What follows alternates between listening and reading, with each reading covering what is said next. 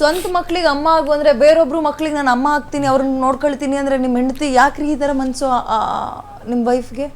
ಅದೇ ಮೇಡಮ್, ಸ್ವಂತ ಗರ್ಭದಲ್ಲಿರೋ ಮಕ್ಳನ್ನ ದೂರ ಮಾಡಿ ಇನ್ನೊಬ್ಬ ಯಾರ ಜೊತೆನೋ ಹೋಗಿದ್ದಾರೆ ಅವ್ರ ಮಕ್ಳಿಗೆ ನಾನು ಅಮ್ಮ ಆಗ್ತೀನಿ ನನ್ನ ಮಕ್ಳನ್ನ ತಬ್ಲಿ ಮಾಡ್ತೀನಿ ಅಂದ್ರೆ ಹೆಂಗಾಗುತ್ತೆ? ಫೋಟೋನು ಇದೆ ಮೇಡಮ್, ಅದೇ ಅವ್ರ ಮಗನ ಹತ್ರ ಇರೋದು ಫೋಟೋನು ಇದೆ. ಅವ್ರ ಮಗನ ನೋಡ್ಕೊಂತವಳೆ ಇವಳು ಜೊತೆಲಿ. ಎಷ್ಟು ವರ್ಷ ಅವ್ರ ಮಗುಗೆ? ಗೊತ್ತಿಲ್ಲ ಮೇಡಮ್ ಎಷ್ಟು ವರ್ಷ ಅಂತ, ಅದೆಲ್ಲ ಗೊತ್ತಿಲ್ಲ ನನಗೆ. ಅವ್ರ ಮನೇಲಿ ಯಾರು ಇಲ್ವಾ ಹೇಳೋರು ಕೇಳೋರು? ಅವ್ರ ಮನೇಲಿ ಅವ್ರ ಅಮ್ಮ ಇದಾರೆ, ಅವನಿದ್ದಾನೆ, ಅವ್ರ ಮಗ ಇದ್ದಾನೆ, ಅವರೆಲ್ಲ ಇದ್ದು ಇವ್ರನ್ನ ಸೇರಿಸ್ಕೊಂಡ್ರ ಮನೆಯೊಳಗೆ? ಇದೆಲ್ಲ ನಡೆದಿದೆ ಮೇಡಮ್ ಮ್ಯಾಟ್ರು. ಇದೆಲ್ಲ ನಡೆದು ನನ್ಗೆ ಗೊತ್ತಾಗಿಲ್ಲ, ಈ ಬಸವನಪುರದಲ್ಲೇ ಗೊತ್ತಾಗಿಲ್ಲ ನನಗೆ. ಅಲ್ಲ ಈಗ ನಿಮಗಂತೂ ನೀವು ಲವ್ ಮಾಡಿ ಮದ್ವೆ ಆದ್ರಿ ಅನ್ನೋ ಕಾರಣಕ್ಕೆ ನಿಮ್ಮ ಅಪ್ಪ ಅಮ್ಮನೂ ದೂರ ಮಾಡಿದ್ರು ನಿಮ್ಮನ್ನ, ಅವ್ರ ಅಪ್ಪ ಅಮ್ಮನೂ ದೂರ ಮಾಡಿದ್ರು. ಹೌದು. ಬಟ್ ಈಗ ಸಂತೂನ ಯಾರೋ ಇದಾರಲ್ಲ, ಅವ್ರ ಮನೇಲಿ ಯಾರು ಇಲ್ವಾ? ಅಮ್ಮ ಅಕ್ಕ ಅಪ್ಪ ಯಾರು ಇಲ್ಲ? ಯಾರು ಇಲ್ಲ ಮೇಡಮ್. ಅವನ್ಗೆ ಅವ್ರ ಅಮ್ಮ ಇದಾರೆ ಅಲ್ಲೇ, ಅವ್ರ ತಮ್ಮನೂ ಇದ್ದಾನೆ. ಅವ್ರ ತಮ್ಮ ನೀರ್ ಅಂಗಡಿ ಇಟ್ಕೊಂಡಿದ್ದಾನೆ, ಅನಿಲ್ ಅನ್ಬಿಟ್ಟು. ಒಂದೇ ಮನೇಲಿ ಇದಾರ ಇವರೆಲ್ಲ? ಎಲ್ಲ ಒಂದೇ ಮನೇಲಿ ಮೇಡಮ್. ಮತ್ತೆ ಅವ್ರ ಹೆಂಗ್ ಸೇರಿಸ್ಕೊಂಡ್ರು ನಿಮ್? ಅದು ಹೆಂಗೆ ಗೊತ್ತಿಲ್ಲ ಮೇಡಮ್, ಅದು ಹೆಂಗಂತ ನನ್ಗೆ ಅದು ಅದ್ರ ಬಗ್ಗೆ ಏನು ಗೊತ್ತಿಲ್ಲ ಮೇಡಮ್. ನೀವು ಕೇಳಲಿಲ್ವಾ ಹೋಗಿ? ನಾನು ಕೇಳಿದೆ ಮೇಡಮ್. ನನ್ನ ಹೆಂಡತಿನ ಹೆಂಗ್ರಿ ನೀವು ನಿಮ್ಮನೆ ಕರ್ಕೊಂಡ್ ಸೇರಿಸ್ಕೊಳ್ತೀರಾ? ಅವನು ಏನಂತಾನೆ, ಬಂದರೆ ಕರ್ಕೊಂಡೋಗು ಅಂತ. ನಾನು ಫುಲ್ಲು ಬ್ರೈನ್ ವಾಶ್ ಮಾಡಿಬಿಟ್ಟಿದ್ದಾರೆ. ಸೈಟ್ ಇದೆ, ನಂದು ಜಮೀನಿದೆ, ಬಸವನಪುರದಲ್ಲಿ 3 ಕೋಟಿ ರೂಪಾಯಿ ಆಸ್ತಿ ಐತೆ, ಅವನ ಹತ್ರ ಟೀ ಅಂಗಡಿ ಇಟ್ಕೊಂಡಿದ್ದಾನೆ, ಏನು ಇಲ್ಲ. ಹಂಗಾದ್ರೆ ನಿಮ್ಮ ವೈಫು ನಿಮ್ಮನ್ನ ಬಿಟ್ಟು ಬೇರೆಯವ್ರ ಜೊತೆ ಹೋಗಿದ್ದು ಬರೀ ಹಣಕ್ಕೋಸ್ಕರ, ಶೋಕಿಗೋಸ್ಕರ, ಆಸ್ತಿಗೋಸ್ಕರ ಮಾತ್ರನಾ? ಇಲ್ಲ ಮೇಡಮ್, ಅವಳಿಗೆ ಬ್ರೈನ್ ವಾಶ್ ಮಾಡಿದಾನೆ. ಬ್ರೈನ್ ವಾಶ್ ಯಾವ ವಿಚಾರಕ್ಕೆ ಮಾಡ್ತಾರೆ? ಅದೇ ಮೇಡಮ್, ಜಮೀನ್ ಇದೆ, ಸೈಟ್ ಇದೆ ಅಂತ ಎಲ್ಲ ಮಾಡಿ ಕರ್ಸ್ಕೊಂಡಿರೋದು. ಹಣ ಅಂತಸ್ತಿಗೋಸ್ಕರ ನಿಮ್ಮ ವೈಫು ಕಟ್ಕೊಂಡಿರೋ ಗಂಡ ಹೋಗ್ಲಿ, ಮಕ್ಳನ್ನು ಬಿಟ್ಟು ಹೋಗಿರೋದು ಅದೇ ಕಾರಣ. ಹೌದು ಮೇಡಮ್. ಇವಳಿಗೆ ದುಡ್ಡು ಕಾಸು ಜಾಸ್ತಿ ಕೊಟ್ಟಿದ್ದಾನೆ ಮೇಡಮ್. ಅವನು ದುಡ್ಡು ಕಾಸು ಜಾಸ್ತಿ ಓಡಾಡಿದ್ವಿ. ನಿಮ್ಮ ಹತ್ರನೂ ಇಸ್ಕೊಳ್ತಾ ಇದ್ರು, ನನ್ನ ಹತ್ರ ಇಸ್ಕೊಂಡು ಏನ್ ಮಾಡ್ತಾ ಇದ್ರು? ಪ್ರತಿ ಒಂದು ನಾನು ಕಳ್ಸಿರೋದು ನನ್ನ ಫೋನಲ್ಲಿ ಇದೆ ಮೇಡಮ್. ಅವಳಿಗೆ ನಾನು ಕ್ಯಾಶ್ ಕೊಡ್ತಾ ಇಲ್ಲ. ನಾನು ಕ್ಯಾಶ್ ಕೊಡು ಅನ್ನೋಳು. ನಾನು ಕ್ಯಾಶ್ ಅಂತ ಯಾವತ್ತೂ ನಾನು ಕೊಟ್ಟಿದ್ದೀನಿ. ಯಾಕೆ ಕ್ಯಾಶ್ ಕೊಡು ಅನ್ನೋರು? ಫೋನ್ ತಗೊಳ್ಳಿ ಅನ್ನೋರು? ಅದೇ ಯಾರು ಕಳಿಸ್ತಾ ಇಲ್ಲ ಒಂದು ಗೊತ್ತಿಲ್ಲ. ನಾನು ಕ್ಯಾಶ್ ಅವ್ನು ಬರೀ ಟೀ ಅಂಗಡಿ ಮೇಡಮ್ ಇಟ್ಕೊಂಡಿರೋದವನು. ನಾವು ಇಲ್ಲಿದ್ರೆ ಇವಾಗ ಸ್ಟೇಷನ್ ಲೆವೆಲ್ಗೆ ಮಾತಾಡಿಸ್ತಾನೆ, ಜೈಲ್ ಸೆಂಟರ್ ಇಲ್ಲಿಗೆ ಮಾತಾಡಿಸ್ತಾನೆ. ನಮಗೆಲ್ಲ ಗೊತ್ತು, ಫುಲ್ ಇನ್ಫ್ಲುಯೆನ್ಸ್ ಇದೆ ಅವನಿಗೆ. ಅವ್ನು ಫುಲ್ ಸ್ಪೀಟ್ ಆಡೋದವನು. ಇಲ್ಲಿ ಸ್ವಲ್ಪ ಹೊತ್ತಿದ್ರೆ ಇನ್ನು 2 ಅವರಲ್ಲಿ ಗೋವಾದಲ್ಲಿ ಇರ್ತಾನೆ ಒಂದು ಫ್ಲೈಟಲ್ಲಿ. ಈಗ ಈ ರೀತಿ ಸಮಸ್ಯೆ ಏನಾದ್ರು ಹೆಣ್ಮಕ್ಳಿಗಾಗಿದ್ರೆ, ಈಗ ನಾನು ಒಬ್ಬ ಹೆಣ್ಮಗ್ಳು, ಹಾಗಾಗಿ ಬರೀ ಹೆಣ್ಮಕ್ಳು ಪರವಾಗಿ ನಿಂತ್ಕೊಳಕ್ಕಾಗಲ್ಲ. ಇಲ್ಲಿ ಮಾತಾಡ್ತಾ ಇದ್ದೀನಿ ಅಂದ್ರೆ ನ್ಯಾಯ ಏನಿದೆ, ನಿಮಗೇನು ಸಿಗಬೇಕು ನ್ಯಾಯ, ಆ ಪರವಾಗಿ ಮಾತಾಡಬೇಕು. ಹೆಣ್ಮಕ್ಳಿಗೆ ಏನಾದ್ರು ಆಗಿದ್ರೆ ಎಷ್ಟೊತ್ತಿಗೆ ಎಲ್ಲ ಆ ಆಯೋಗ ಈ ಆಯೋಗ ಅಂತೆಲ್ಲ ಬರುತ್ತೆ. ನೀವು 2-3 ದಿನದಿಂದ ಕಣ್ಣೀರು ಹಾಕ್ತಾ ಇದ್ದೀರಿ. ನಿಮ್ಮನ್ನ ಕೇಳ್ಕೊಂಡು ಯಾರು ಸಂಬಂಧಪಟ್ಟವರು ನಾವು ಇದೀವಿ ಬಿಡಿ, ನಾವು ಸರಿ ಮಾಡ್ಕೊಡ್ತೀವಿ ಬಿಡಿ, ನ್ಯಾಯ ಕೊಡಿಸ್ತೀವಿ ಬಿಡಿ ಅಂತ ಯಾರು ಬಂದಿಲ್ವಾ? ಈಗ ನೋಡಿ, ಏನೋ ಪುರುಷರ ಹಿತರಕ್ಷಣಾ ವೇದಿಕೆ ಅಂತೆಲ್ಲ ಇದೆ, ಯಾರು ಬಂದಿಲ್ವಾ? ಮೇಡಮ್, ನನ್ನ ಫ್ರೆಂಡ್ ಸರ್ಕಲ್ ಎಲ್ಲ ಬಂದಿದ್ರು. ಎಲ್ಲ ಬಂದು ಕೇಳಿದ್ರು, ಏನಾಯ್ತು ಮಂಜು ಒಂದು, ಅಣ್ಣ ಹಿಂಗಾಯ್ತು ಅಂತ ಹೇಳಿದೆ. ಸರ್ ಆಯ್ತು, ಬಂದೇ ಬರ್ತಾಳೆ ಅಂತ ಕನ್ಫರ್ಮ್ ಆಗಿ ನನಗೆ ಗೊತ್ತು. ಅವರು ಹೇಳಿದ್ದಾರೆ ಬಂದೇ ಬರ್ತಾಳೆ ನಿಂತಿ ಅಂತ ಎಲ್ಲ ಹೇಳ್ಬಿಟ್ಟೆ ಹೋಗಿದ್ದಾರೆ. ಇದೆಲ್ಲ 1-2 ದಿನ ಚಂದ ನೋಡ್ಲಿಕ್ಕೆ ಸಾಕಲ್ಲ ಮೇಡಮ್. ಅವನು ನಾನೇ ಹೇಳ್ತೀನಲ್ಲ, 1 ತಿಂಗಳು ನೋಡ್ಕೊಳ್ಳೋಣ. ಇಷ್ಟೆಲ್ಲ ಮಾಡಿ, ಇಷ್ಟೆಲ್ಲ ನೋವು ಕೊಟ್ಟು, ನಿಮ್ಮ ಮಕ್ಳನ್ನೂ ದೂರ ಮಾಡಿ, ನಿಮಗೆ ಇಷ್ಟು ಕಣ್ಣೀರು ಹಾಕಿಸಿ, ನಿಮ್ಮನ್ನ ಈ ಪಬ್ಲಿಕ್ಕಿಗೆ ಈ ರೀತಿ ತಂದು ಅವ್ರು ವಾಪಸ್ ಬಂದ್ರೆ ಒಪ್ಕೊಳ್ತೀರಾ? ನಾನು ಒಪ್ಕೊಂತೀನಿ ಮೇಡಮ್. ನನ್ನಂತಿ ಮೇಡಮ್ ಅವಳು ಮೇಡಮ್, ಇವಳೇ ನನ್ನ ಹೆಂಡತಿ ಲೀಲಾವತಿ. ಯಾರು ಇವಳ ಹೆಸರು? ನನ್ನೆಂತಿನೇ ಮೇಡಮ್. ಯಾವಾಗಿದ್ರು ನಾನು ಬಂದರೆ ಇನ್ನೂ ರಾಣಿ ಥರ ಪೂಜಿಸ್ತೀನಿ ಮೇಡಮ್. ಅವಳು ಈ ಹೃದಯ ಎಲ್ಲ ತುಂಬೋಗಿದೆ ಮೇಡಮ್. ನನ್ನ ಮನ್ಸಲ್ಲಿ ಗಾಯ ಆಗ್ಬಿಟ್ಟಿದೆ. ದೇವಸ್ಥಾನ ಕಟ್ಕೊಂಡ್ಬಿಟ್ಟಿನಿ. ಲೀಲಾನೇ ಇವಾಗೂ ಮೇಡಮ್. ನಂದು ಫ್ಲೇವರ್ ನನ್ನ ಫ್ಲೇವರೇ, ನನ್ನೇ ಮೇಡಮ್. ಯಾವಾಗೂ ನನ್ನ ದೇವತೆ ಮೇಡಮ್ ಅವಳು. ನನ್ನ ದೇವ್ರಿಗಿನ್ನ ಹೆಚ್ಚು ಪೂಜಿಸಿ ಅವಳು ನಾನು ಸಾಕಿರೋದು ಮೇಡಮ್. ಅವಳನ್ನ ಲೀಲಾ ಅಂದರೆ ಸಾಕು, ನನ್ನ ಮನಸ್ಸು ಕರ್ಗೋಗುತ್ತೆ.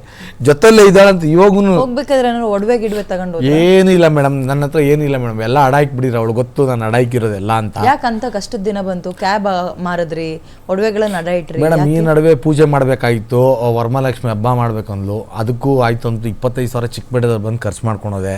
ಅವಳಿಗೆ ಈ ನಡುವೆ 1-2 ರಿಂಗ್ ಕೊಡಿಸಿದ್ದೆ. ನಾನು ರಿಂಗ್ ಕೊಡಿಸಿರೋದು ಎತ್ಕೊಂಡೋಗಿ ಅವನ ಕೈಯಲ್ಲಿ ಎಂಗೇಜ್ಮೆಂಟ್ ಮಾಡ್ಕೊಂಡು ಹೊಡಿದಾಳೆ ಇವಳು ಲೀಲಾ ಅನ್ನೋಳು. ನನ್ನ ಹತ್ರ ಎಲ್ಲ ಇದೆ ಮೇಡಮ್, ಫೋಟೋಸ್ ಎಲ್ಲ ಇದೆ. ನಿಮ್ಮ ಹತ್ರ ರಿಂಗ್ ಕೊಡಿಸ್ಕೊಂಡು? ಹೌದು ಮೇಡಮ್. ಹೋಗಿ ಎಂಗೇಜ್ಮೆಂಟ್, ಅವನ ಹತ್ರ ಹೋಗಿ ಸಂತು ಹತ್ರನೇ ಹೋಗಿ ಎಂಗೇಜ್ಮೆಂಟ್ ಮಾಡ್ಕೊಂಡಿರೋದು. ಅವನ ಮನೆಯಲ್ಲೇ ಮಾಡ್ಕೊಂಡಿರೋದು. ಆ ಕೇಕ್ ಎಲ್ಲ ಕಟ್ ಮಾಡ್ತಾ ಇದ್ರಲ್ಲ, ಸ್ಕ್ರೀನ್ ಶಾಟ್ ಎಲ್ಲ ನೋಡ್ತಾ ಇದ್ರಲ್ಲ, ಇದು ನಿಮ್ಮ ಮನೆ ಅವ್ರಿರೋದು? ಇದು ನನ್ನ ಮನೆ ಮೇಡಮ್. ಅದು ಬೇರೆಯವ್ರ ಮನೆ. ಆ ಕೇಕ್ ಕಟ್ ಮಾಡ್ತಾರೋ ಬೇರೆಯವ್ರ ಮನೆ. ಯಾರ ಮನೆ? ಅದು ಯಾರ ಮನೆ ಅಂತ ಗೊತ್ತಿಲ್ಲ ಮೇಡಮ್. 1 ವರ್ಷದ ವೆಡ್ಡಿಂಗ್ ಡೇ ಅಂತೆ ಅದು. ಅವನ ಜೊತೆಲಿ 1 ವರ್ಷದ ವೆಡ್ಡಿಂಗ್ ಡೇ ಅಂತೆ ಅದು. 2 ವರ್ಷದಿಂದ ಇದು ಅಕ್ರಮ ಸಂಬಂಧ ಇದೆ. ಟೈಮ್ ಎಲ್ಲ ಕಳಿಲಿಕ್ಕೆ, ಕಾಲ ಕಳಿಲಿಕ್ಕೆ ನೀವು ಹೊರಗಿರ್ತಾ ಇದ್ರಿ, ಮಕ್ಳು ನೀವೇ ನೋಡ್ಕೋಬೇಕಿತ್ತು, ಹೆಂಗ್ ಟೈಮ್ ಸಿಗ್ತಾ ಇತ್ತು ಮೇಡಮ್? ಮಕ್ಕಳು ಸ್ಕೂಲ್ಗೆ ಹೋಗ್ಬಿಡ್ತಾ ಇದ್ರಲ್ಲ ಮೇಡಮ್, ಮಕ್ಕಳು ಬೆಳಗ್ಗೆ 8:25 ರೆಡಿಯಾಗಿ ಹೋಗ್ಬಿಟ್ರೆ ಮಕ್ಕಳು ತಿರ್ಗಾ ಬರ್ತಾಯಿದ್ದ ಮಕ್ಕಳು 3 ಜನನೂ ಅಷ್ಟೇ. ಒಬ್ಬ 12:30 ಬರೋನು, ಇನ್ನು ಇಬ್ಬರು 3:30 ಬರ್ತಾ ಇದ್ವಿ. 12:30 ಬರ್ತಾ ಇದ್ನಲ್ಲ ದೊಡ್ಡ ಮಗನ, ಅವನು ಚಿಕ್ಕ ಮಗ ಮೇಡಮ್, ಅವನಿಗೆ ಗೊತ್ತಾಗ್ತಿರ್ಲಿಲ್ಲ. ಅವನಿಗೆ ಏನು ಮೇಡಮ್ ಅಷ್ಟೊಂದು ತಿಳುವಳಿಕೆ ಬರಲ್ವಾ? ಓಕೆ. ಏನು ಓದ್ತಿದ್ದಾನೆ ಚಿಕ್ಕ ಮಗ? UKG madam. ಓಕೆ. ರಾಕ್ಡ್ ಸ್ಕೂಲಲ್ಲಿ 60,000 ಕೊಟ್ಟು ಓದಿಸ್ತಾ ಇದ್ದೀನಿ ಮೇಡಮ್. ಇಂತಿಂತದೇ ಸ್ಕೂಲ್ಗೆ ಹಾಕು ಅಂತ ನೀವು ಹಾಕ್ತಾ ಇದ್ರೆ ನಿಮ್ಮ ವೈಫ್ ನಾನೇ ಆಗ್ತಾ ಇದ್ದೀನಿ ಮೇಡಮ್. ನನ್ನ ಮಕ್ಕಳು ಚೆನ್ನಾಗಿ ಓದಬೇಕು, ಒಳ್ಳೆ ಸ್ಕೂಲಲ್ಲೇ ಓದ್ಬೇಕು ನನ್ನ ಮಕ್ಕಳು. ಯಾಕಂದ್ರೆ ನಾನು ಕ್ಯಾಬ್ ಓಡಿಸೋದಲ್ಲ ಮೇಡಮ್, ಇನ್ನು ಮುಂದಕ್ಕೆ ಚೆನ್ನಾಗಿ ಓದಿ ನನ್ನ ಮಕ್ಕಳು ಕಲೆಕ್ಟರ್ ಚೆನ್ನಾಗಿ ಓದ್ಲಿ. ನಾನಾದ್ರೂ ಓದಿಲ್ಲ ಮೇಡಮ್, ನಾನು ಹೆಬ್ಬೆಟ್ಟು ನನ್ನ ಮಗಳೆಲ್ಲ ಕಲೆಕ್ಟರ್ ಆಗ್ಬೇಕಂತ ನನಗೆ ಆಸೆ. ಇವಾಗೂ ಚೆನ್ನಾಗಿ ಓದಿಸ್ತೀನಿ, ಆದರೆ ಬಿಡಲ್ಲ.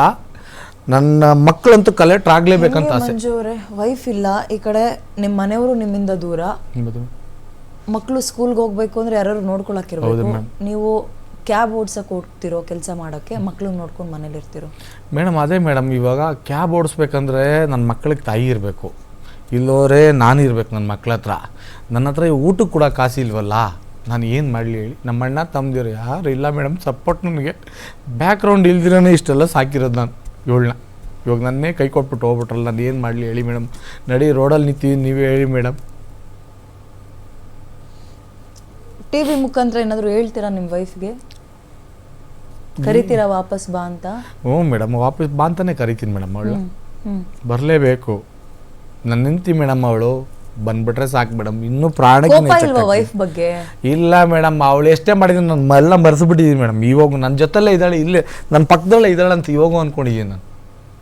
ನಾನು ಇಲ್ಲಿ ಮಾತಾಡ್ತಾ ಇದ್ದೀನಿ ಅಷ್ಟೇ, ನನ್ನ ಹತ್ರನೇ ಇದ್ದಾಳೆ ಅವಳು. ನನ್ನ ಮನಸ್ಸಲ್ಲೇ ಇಲ್ಲೇ ಇದ್ದಾಳೆ, ನನ್ನ ಹತ್ರನೇ ಇದ್ದಾಳೆ ಅಂದ್ಕೊಂಡಿದ್ದೀನಿ. ನನ್ನ ಹತ್ರನೇ ಇದ್ದಾಳೆ ಅವಳು. ನೋಡಿ ಮೇಡಮ್, ಅವಳು ನೋಡಿ ನನ್ನ ನೆಂತಿ ಮೇಡಮ್. ಅವಳು ನೋಡಲಿ ಎಲ್ಲ ಮಾಡಲಿ ಅಂತ ಸ್ವಲ್ಪ ಸ್ಟೈಲಾಗಿ ಗಡ್ಡ ಬಿಟ್ಕೊಂಡು ಕೂದಲೆಲ್ಲ ಬಿಟ್ಟಿದೆ ಮೇಡಮ್. ನಾನು ಅವ್ರಿಗೆ ಇಷ್ಟನಾ? ಹಾಂ, ಅವಳಿಗೆ ಇಷ್ಟ ಮೇಡಮ್.